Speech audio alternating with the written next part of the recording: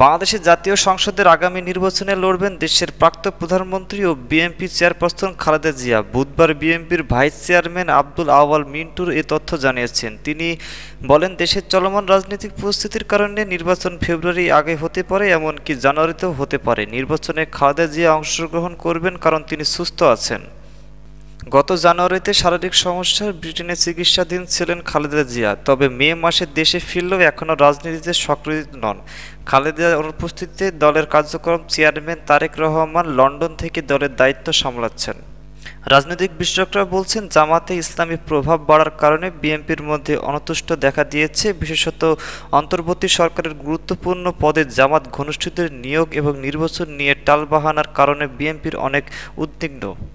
তবে বিএনপি ঐতিহ্য দল হিসেবে নিজেদের অবস্থান শক্ত করতে চাচ্ছে। যেখানে মুক্তিযুদ্ধের ন্যায় বাংলাদেশের স্বাধীনতার পক্ষে ছিল তাদের প্রতিষ্ঠা ও খালেদা স্বামী জিয়াউর রহমান। দেশের রাজনৈতিক উত্তাপের মাঝেও খালেদার নাম নির্বাচনী লড়াইয়ের নতুন দম এবং জোরালো বার্তা হিসাবে গ্রহণযোগ্য করা হচ্ছে।